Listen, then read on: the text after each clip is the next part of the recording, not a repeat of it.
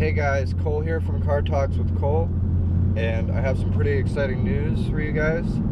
I actually just got my new phone a couple of days ago. It's a Samsung Galaxy S8. So I'm hoping with the dual pixel technology that comes along with that maybe my image quality is going to be a little bit better. So if you guys notice a difference, go ahead and put that in the comments at the end of the video. So guys, today I'm going to talk to you a little bit about why I ended up getting a Lancer Ralliart. So a couple of years ago, I was in the market for a new car, and I actually was looking at a 2011 WRX. I really like the look of the WRX with the wide body and the hatch. Makes it much more convenient to carry things around. But I got to looking, and when I research something that I'm going to buy, I put a lot of time into it. So one of the reviews that I looked up put in a comparison for the Lancer Ralliart, and I said, well, what's that? I've never even heard of that before. I mean, probably most of you haven't either. It's not a very common vehicle. But I did some more research, and the Ralliart has 237 horsepower, and the WRX has 265. So I mean, it's not that much of a difference when it comes to power, and they're both all-wheel drive, so that was a really good way for me to compare them, because that's something that I wanted, because living in northwestern Pennsylvania, you are constantly bombarded with snow and ice and everything, so that was a good thing. But the one thing that really got me thinking about the Ralliart is the cost. Now, at the time, the Ralliarts were costing around, I'd say, $16,000 for one that had a decent amount of miles. So, and the WRX, I was looking at a 2011 with almost 100,000 miles on it, and this was the best that I could find for over 20. So even at that point, you're saving, what, $4 grand at minimum? But as I did more research and put more time in, check cars.com and all that stuff, I found a 2009 Lancer Ralliart for $12,000 in Ohio. So I went over and I looked at it, and I was a little bit skeptical about it, just because I had my mind pretty much made up when I went to go buy that. When I went to go look at this Ralliart, I really wanted a WRX, but I figured I'd go look and just make sure that, just to test drive one of each, make sure that everything is kosher, so I could have a good decision at the end. But I went and I tested this car out. It was bone stock, so that's what I was really looking for, just because I wanted to be the person to modify it. I didn't want anyone else to have touched anything, to potentially have ruined something internally. So that was a really big factor when I went to go look at this car.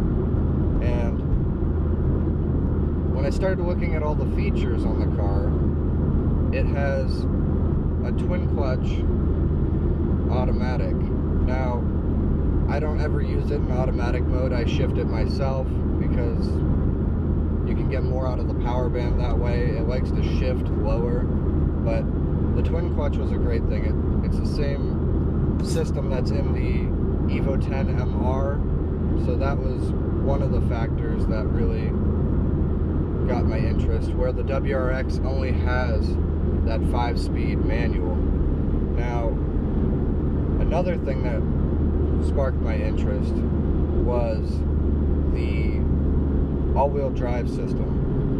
Now, I know Subaru has a really good all-wheel drive system, but the Ralliart has the same setup that the Evo 10 has, where it has different modes for different conditions.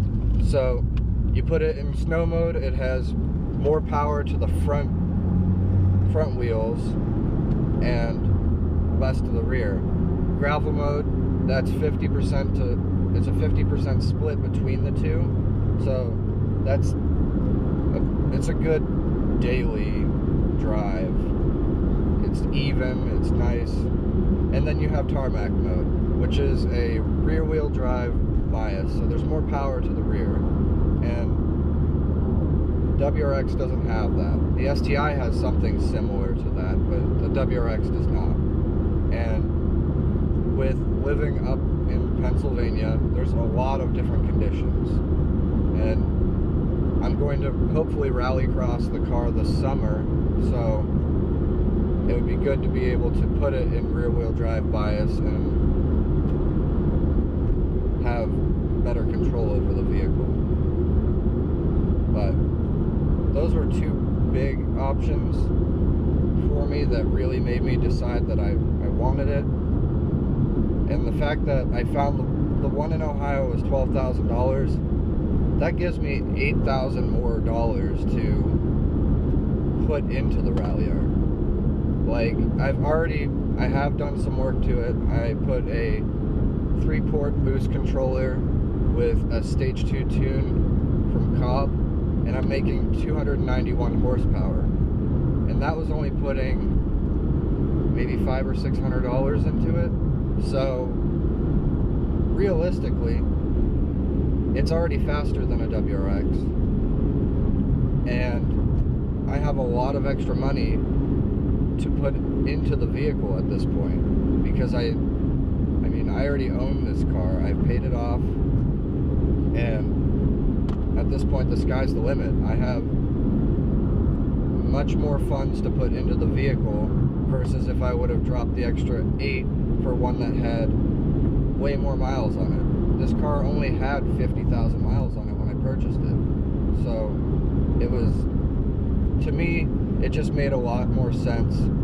Yes, I wanted a WRX, but this Ralliart is so much fun. I enjoy every second that I'm driving in this car. It has power, it's very stable, and it's overall just, it's an easy daily driver too. It's not too aggressive